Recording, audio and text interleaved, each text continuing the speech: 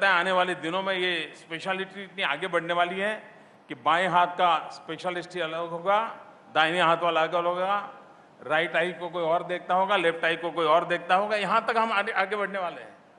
एक वैद्यराज क्या कारण था कि पूरे गांव को स्वस्थ रखता था। इतनी स्पेशलिटी होने के बाद भी हम और संकटों से गुजर जा रहे हैं। हमें प्रिवेंटिव हेल्थ केयर पर अगर बल दें, हमारी लाइफस्टाइल पर बल दें, हम खुद अपनी लाइफ को रिस्पेक्ट करना शुरू करें, तो हो सकता है हमें इन प्रकार की व्यवस्थाओं की आवश्यकता खड़ी ही न हो। और ये सब संभव है, मुश्किल काम नहीं है। मेडिकल साइंस की दुनिया में हम गर्व कर सकते हैं। हमारा देश किसी समय क्या था? महाभारत में कर्ण की कथा आती है। हम सब कर्ण के विषय में महाभारत में पढ़ते हैं, लेकिन कभी हमने थोड़ा सा और सोचना शुरू करें तो ध्यान में आएगा कि महाभारत का कहना है कि कर्ण मां की गोद से पैदा नहीं हुआ था। इसका मतलब यह हुआ कि उस समय जीनेटिक साइंस मौजूद था, तभी तो कर्ण मां की गोद के बिना उसका जन्म हुआ होगा। हम गणेश जी की पूजा करते हैं, कोई तो प्लास्टिक सर्जन होगा उस जमाने में जिसने मनुष्य के शरीर पर हाथी का सर रख करके प्लास्टिक सर्जरी की प्रारंभ किया होगा। अनेक ऐसे क्षेत्र होंगे जहां हमारे पूर्वजों ने बहुत बड़ा योगदान दिया है और कुछ बातों को तो हमने स्वीकार किया है। आज अगर स्पेस साइंस को देखें तो हमारे पूर्वजों ने स्पेस साइंस में बहुत बड़ी ताकत दिखाई थी किसी समय। उस समय सदियों पहले आर्यभट्ट जैसे लोगों ने जो बातें कही थी, आज विज्ञान उसको स्वीकार करने में सफलतापूर्वक उसकी मान्यता हो गई है। कहने का तात्पर्य एक वो देश है जिस देश के पास ये सामर्थ्य रहा था। इसको हम दोबारा कैसे रिगेन करें? जैसे अस्पताल का कायाकल्प हुआ है, भारत का कायाकल्प भी संभव है।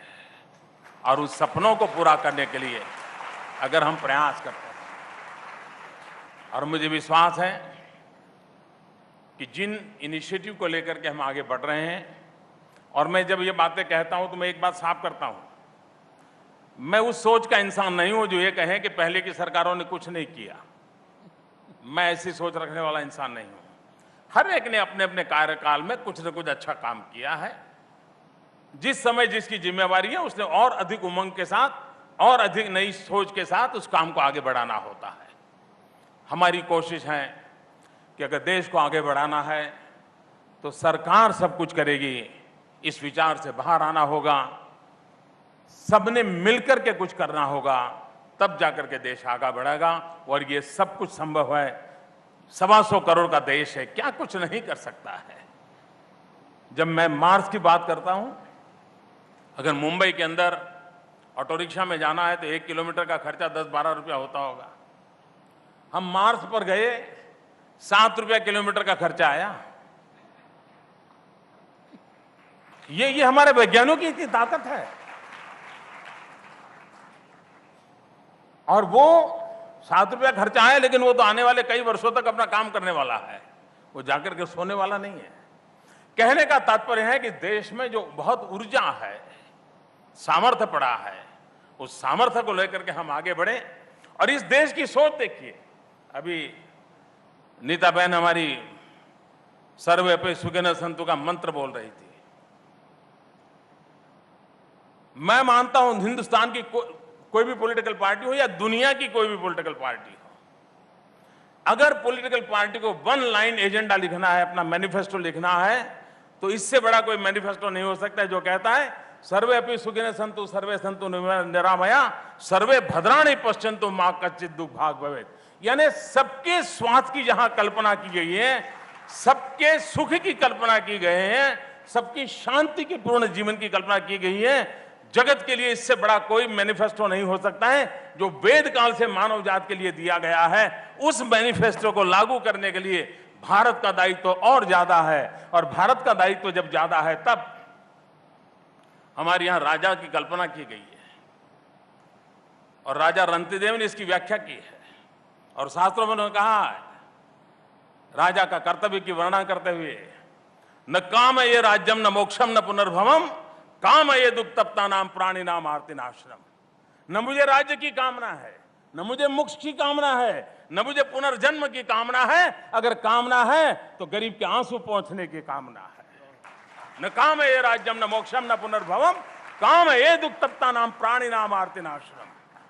ये भारत की परंपरा रही है। उस परंपरा को लेकर के हम अगर आगे चलते हैं, मुझे विश्वास है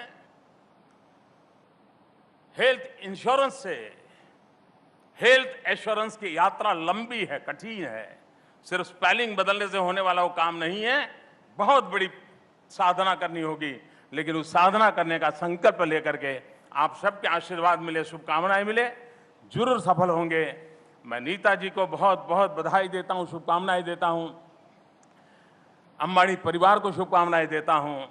वे इस और मुझे अच्छा ये लगा कि उनके मोबाइल के द्वारा गरीबों की सेवा करने का बड़ा अभियान चल रहा है। नीता बहन मुझे मिली तो मैंने कहा था उसको जितना ज़्यादा एक्सपांड करोगे उतना ज़्यादा समाज की ज़्यादा सेवा होगी। तो मैं उनको बहुत बहुत बधाई देता हूं। आप सबका बहुत बहुत धन्यवाद।